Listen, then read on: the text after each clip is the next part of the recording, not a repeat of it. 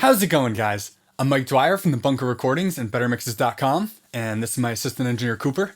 And today we're talking about guitar amps, and more specifically, what makes a bigger impact on your tone, the amp itself or the cab?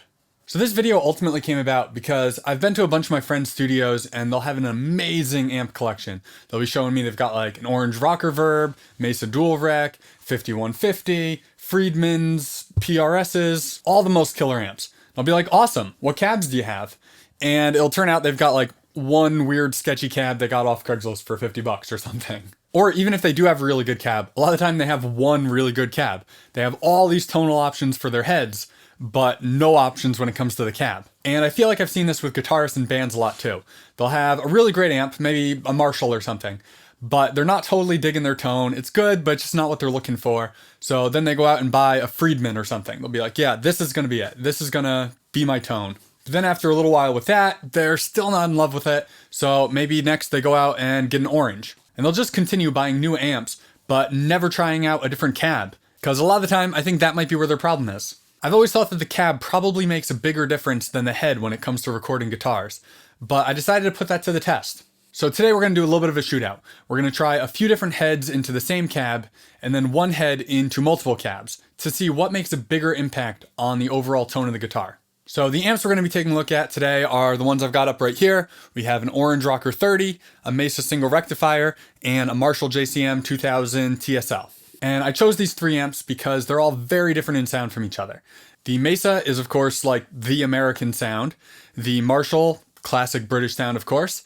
And then an Orange is still British sound, but it really has its own flavor. So for our first comparison here, we're going to try out all three of these amps into the exact same cab. In this case, it's a Vox 412 cab with Celestion Creambacks in it. And I've got that mic'd up with a single SM57. And then I'm going to be playing my Telecaster for this demo. And I recorded the guitars as DIs straight into the computer and then reamped them into each one of the amps. That way it's the exact same performance every single time. So any differences we're hearing are strictly because of the amp. And one last thing before we take a listen. Ultimately, I just plugged into each one of these amps, dialed in a sound I thought was cool, and hit record. I wasn't specifically trying to match them to each other or anything. If I was, we could probably get them a little bit closer. But like I said, I just dialed in what I thought sounded good on each one. So let's take a listen to some guitars. First, I'm going to play each amp in solo, and then we'll take a listen to it in the context of just a quick little mini mix along with some drums and some bass.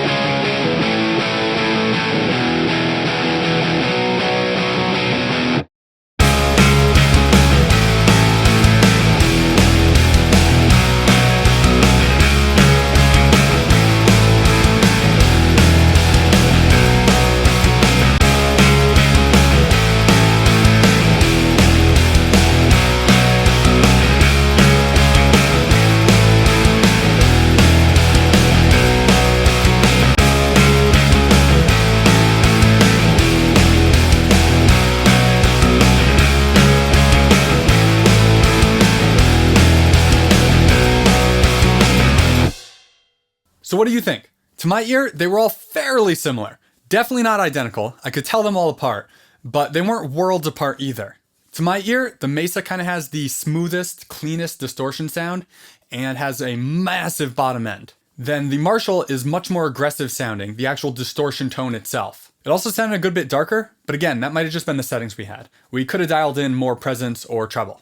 Then the Orange shared some of the aggression that the Marshall has, but it has that super compressed mid-range thing that neither of the other two amps have. So like I said, definitely not identical, but maybe not worlds apart either. So now let's listen to some cabs. For these examples, we're going to be listening to the Mesa for every single clip.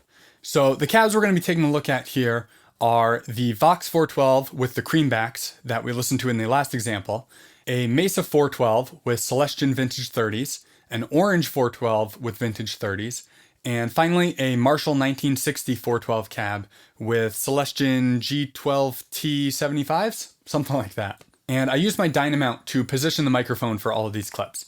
And I started with them in the exact same position on every cab, but then I just tweaked them a little bit for each one to suit the sound of that particular cab. Because ultimately, one specific position on one speaker isn't going to be the perfect position on another speaker on a different cab. So like I said, I started in the same spot so they're all close, but then just nudged it around a little bit to get a sound that suited that speaker well. But anyway, let's take a listen. Once again, first we'll listen to the guitars in solo, and then we'll listen to it in the context of a mix.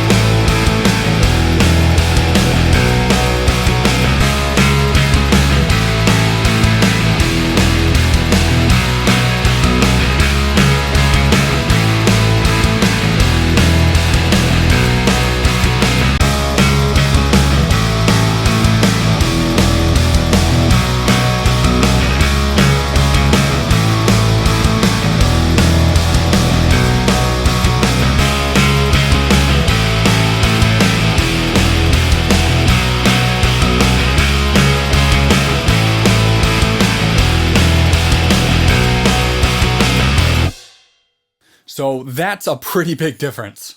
I think this confirmed what I originally thought, that the cab makes a much larger impact on the overall tone than the head does. Again, not saying the head doesn't make any difference. It definitely does. Just maybe not as much as the cab. And of course, this is looking at, 3 high gain amps. If you had like a Fender Deluxe Reverb or something and you were comparing that to like a Mesa, that's going to be a big difference. But again, talking about amps in sort of the same family here, all high gain amps. So if that's you that I was talking about at the beginning of the video, where you have an awesome amp collection, but your cabs, maybe not a whole lot of choice there. Hopefully this will show you that maybe it's time to invest in some new cabs or some new speakers. Or even if you only have one amp and one cab, and you're thinking about getting something else to vary up your sounds a bit, again, maybe the cab is the way to look. Because in this example here, you could easily use one of those cabs for your rhythm tone and one for your lead tone or whatever, and all with the same amp have 2 very, very different sounds. And this is kind of getting ahead of myself a little bit here. I'm planning to do a whole nother video on this topic, but it's not just the cab or just the speaker either. It's the way they work together. A lot of people think that if you put a Celestion Vintage 30 in any cab, it's going to sound the same because you're close micing it and the mic is right up on the grill, so it shouldn't really make that much of a difference. But it really does. The size, the dimensions, and the construction of the cabinet really do make a massive impact on the tone. Like I said, sort of getting ahead of myself, I'm going to make a whole nother video on this where I put the exact same speaker in multiple cabs so you can really hear the difference that the cabinet itself makes. But I just want to toss that out there as food for thought since we're talking about cabs. But anyway, I hope you found this video helpful. If you did, be sure to leave a thumbs up and subscribe. Also, let me know in the comments down below which amp and which cab were your favorite in this example. Also, head on over to bettermixes.com to grab a free copy of my Ultimate EQ cheat sheet.